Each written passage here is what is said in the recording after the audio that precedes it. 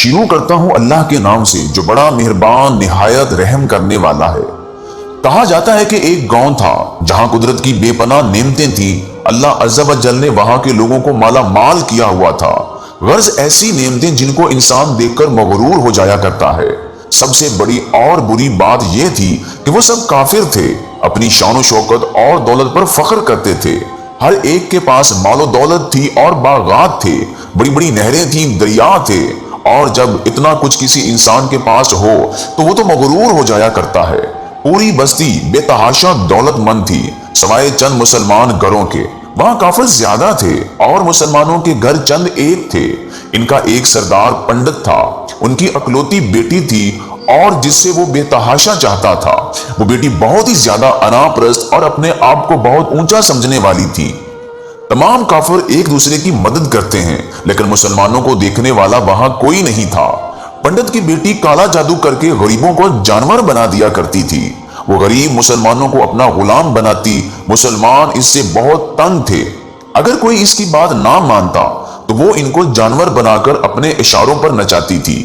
جب پنڈت کی بیٹی کا ظلم حد سے زیادہ بڑھ گیا تو مسلمانوں میں سے ایک بوڑھے شخص نے اللہ تعالیٰ کے حضور گڑ گڑا کر یہ دعا کی، اے پروردگار، ہماری نسلیں تو چند ایک یہاں پر بچی ہیں، ان نسلوں کو تو بچا لے۔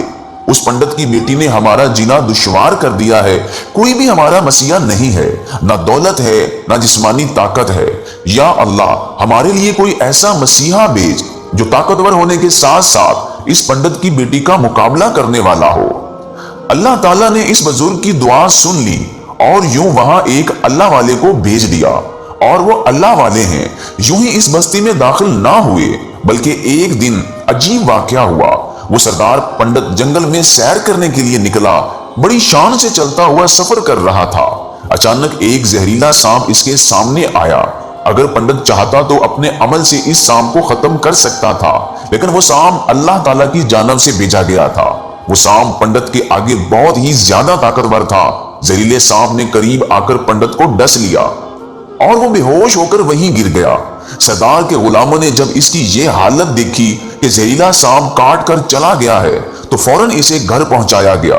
لڑکی نے جب اپنے باپ کی یہ حالت دیکھی تو اس نے ملک بھر کے بڑے بڑے طبیب بلائے اور وہ اپنے ہنر میں بہت ہی ماہر تھے، اور عجیب بات یہ تھی کہ لاکھ کوششوں کے باوجود زہر کو نکالنے میں ناکام ہو رہے تھے۔ زہر تیزی کے ساتھ پنڈت کے جسم میں پھیل رہا تھا۔ کوئی بھی طبیب زہر کو جسم سے نکالنے میں کامیاب نہ ہوا، اور وہ خود بھی اتنا بڑا عامل تھا لیکن اس کے باوجود اپنا علاج نہیں کر پا رہا تھا۔ اسی وقت شہر میں ایک درویش کی آمد ہوئی۔ درویش کو تو اللہ تعالیٰ نے اس مقصد کی خاطر بھیجا تھا۔ اس کے دروازے کے پاس پہنچ کر دروازے کو کھٹکھٹایا۔ بڑے بڑے غلام کھڑے ہوئے تھے۔ انہوں نے پوچھا، کیا بات ہے، کس سے ملنا ہے؟ اس درویش نے کہا کہ یہاں کے سردار کو سانپ نے ڈس لیا ہے۔ وہ کہنے لگے، تمہیں کیسے پتا؟ تم تو ہمیں اجنبی لگتے ہو اور ہم نے اس سے پہلے تمہیں یہاں نہیں دیکھا۔ درویش نے کہا، میں ایک مسافر ہوں اور مجھے خبر ملی ہے کہ یہاں کے سردار کو ایک زہریلے سانپ نے ڈس لیا ہے اور کوئی بھی ان کا علاج نہیں کر پا رہا۔ میں ایک حکیم ہوں اور ان کا علاج کرنے آیا ہوں۔ دربان درویش کی حالت دیکھ کر ہنسنے لگے کیونکہ آپ نے پھٹے پرانے کپڑے پہنے ہوئے تھے اور حلیے سے ہی غریب لگ رہے تھے، یعنی فقیر۔ دربان کہنے لگے، تم اتنے بڑے سردار کا علاج کرو گے؟ ارے یہاں ملک بھر کے اتنے بڑے طبیب بلائے گئے ہیں، ہمارے سردار کو پیسوں کی کوئی کمی نہیں ہے اور تم جیسے غریب سے اپنا علاج کروائیں گے۔ درویش نے کہا، اگر تم چاہتے ہو تمہارے سردار کی جان بچ جائے تو پھر مجھے اندر آنے دو۔ وہ غلام کہنے لگے، ٹھیک ہے، ہم اندر سے اجازت لے کر آتے ہیں۔ غلام اندر آئے اور پنڈت کی بیٹی سے کہا، جناب باہر ایک غریب آیا ہے، حلیے سے فقیر لگ رہا ہے لیکن کہتا ہے کہ میں پنڈت کا علاج کر دوں گا اور زہر جو تیزی سے پھیل رہا ہے اس کو نکال کر باہر پھینک دوں گا۔ وہ کہنے لگی، ٹھیک ہے، اس کو اندر بلاؤ۔ جب وہ درویش اس گھر میں آئے تو دیکھا پنڈت زہر کے درد سے تڑپ رہا ہے اور اپنی ٹانگوں کو بار بار بستر پر پٹک رہا ہے۔ درویش پنڈت کے پیر کی جانب آئے جہاں پر سانپ نے کاٹا ہوا تھا۔ جس جگہ سانپ نے کاٹا ہوا تھا اس جگہ اللہ والے نے تھوک دیا اور فوری طور پر وہاں سے بھاگ گیا۔ پنڈت کے سارے ساتھی اور اس کی بیٹی فکر مند تھے کہ یہ کوئی دیوانہ تھا کہ کمرے میں آیا اور علاج کرنے کی بجائے اس جگہ تھوک دیا جہاں سانپ نے کاٹا تھا اور بھاگ بھی گیا۔ और इसको कोई गिरफ्तार भी नहीं कर सका। पंडित की बेटी शदीद गुस्से में थी कि इसने मेरे बाप की बेअदबी की है, गुस्ताखी की है, यहाँ के सरदार की। चलो कोई बात नहीं, तुम थूक को साफ करो, मैं अपने अमल से अभी इसे जानवर बना देती हूँ। लेकिन जैसे ही तबीब ने थूक साफ करने के लिए रुमाल पकड़ा और पंडित की टांग से थूक साफ करने लगा तो हैरान होते हुए रुक गया। उसने उंगली से थूक को सांप के डसे पर अच्छी तरह मल दिया। पंडित की बेटी कहने लगी, ये आप क्या कर रहे हैं? इस दीवाने ने मेरे बाप की टांग पर थूक दिया और आप इस थूक को मल रहे हैं। इसने हाथ के इशारे से पंडित की बेटी को रोक दिया और कहा, एक मिनट रुको। जैसे ही इस थूक को पंडित की टांग पर मला, फौरन ही जहर का असर खत्म हो गया। पूरी टांग जो नीली हो चुकी थी अब असली रंग में वापस तब्दील हो गई है और पंडित को होश आ गया है। जब पंडित को होश आ गया तो दरवेश की थूक वाले किस्से का पता चला तो वो कहने लगा, वो तो हमारा मसीहा है। तुम लोगों ने इससे दीवाना कहा और वो थूक कर यहाँ से कैसे गायब हो सकता है? जल्दी जाओ और इसे मेरे पास ले आओ। इसने तो हम पर बड़ा एहसान किया है और हम इसके एहसान का बदला जरूर चुकाएंगे। उसकी बेटी जो खामोशी से अपने बाप को देख रही थी, इस वक्त कुछ नहीं कहा। पंडित के हुक्म पर इसके सारे दरबान सिपाही इस दरवेश को ढूंढने के लिए निकले। वो लोग चारों तरफ फैल गए मगर कहीं भी इनको दरवेश ना दिखा। फिर जब वो जंगल में दाखिल हुए तो वहां एक दरख्त के नीचे एक आदमी को इबादत करते हुए देखा। वो सब गौर से उसी दरवेश को देख रहे थे कि ये क्या कर रहा है और ये किस तरह की इबादत है। हम लोग तो अपने बुतों के आगे हाथ जोड़ते हैं और ये तो न जाने किसको सजदा भी कर रहा है। खैर, इन लोगों ने दरवेश को पकड़ा और पंडित के सामने पेश किया। पंडित ने कहा कि आप कौन हैं और कहां से आए हैं?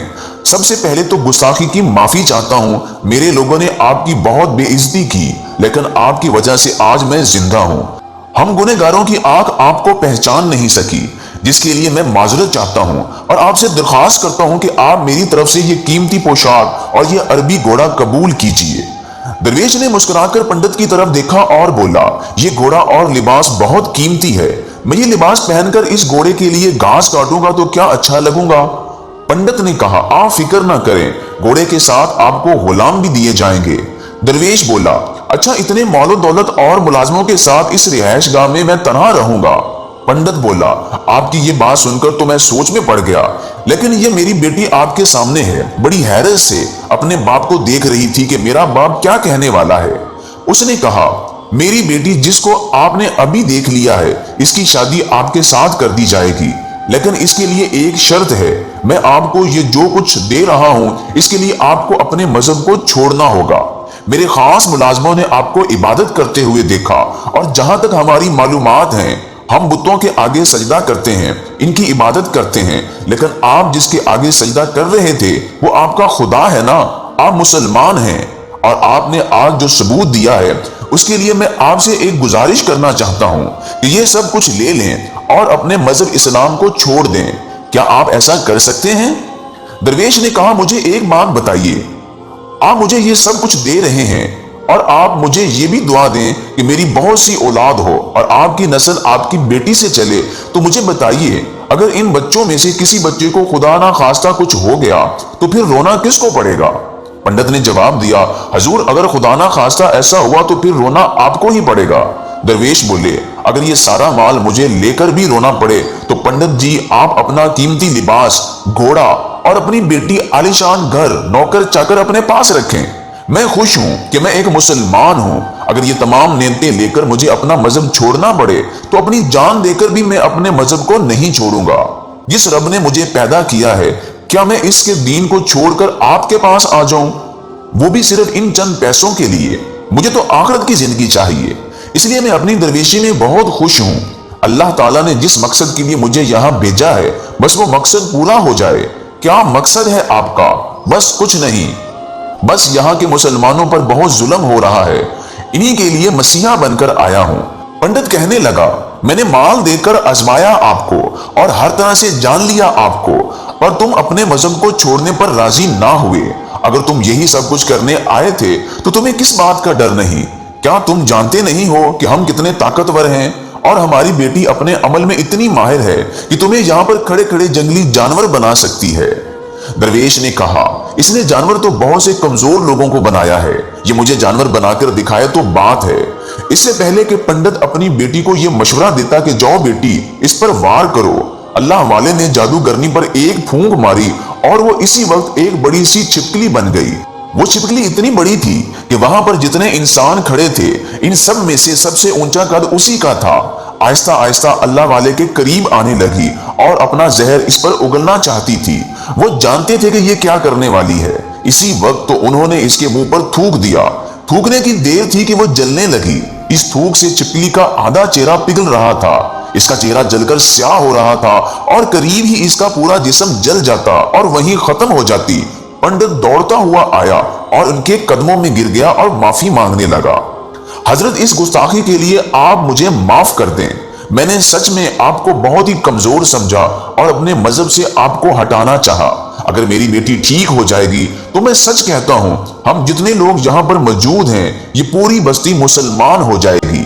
अल्लाह वाले ने इस छिपकली पर दोबारा से फूंक मारी तो वो इंसान बन गई और दरवेश के कदमों से लिपट गई और कहा, मुझे माफ कर दें, मैंने अपने आप को बहुत ताकतवर समझा था। मेरे बाप की आपने जान बचाई लेकिन इसके बावजूद मैं आपकी दुश्मन बनी रही। लड़की का आधा चेहरा स्याह हो चुका था। वो कहने लगी, आज मैं अपने बाप के साथ आपके दस्ते मुबारक पर मुसलमान होना चाहती हूँ और ये वादा करती हूँ कि इस बस्ती में कोई मुसलमान काफिर नहीं होगा, बल्कि सब मिलकर भाईचारे की तरह रहेंगे और सब मुसलमान हो जाएंगे। पंडित और इसकी बेटी ने इस्लाम कबूल कर लिया और पंडित ने अपनी बेटी की शादी अल्लाह वाले से कर दी और इस बस्ती में अमनो अमान कायम हो गया।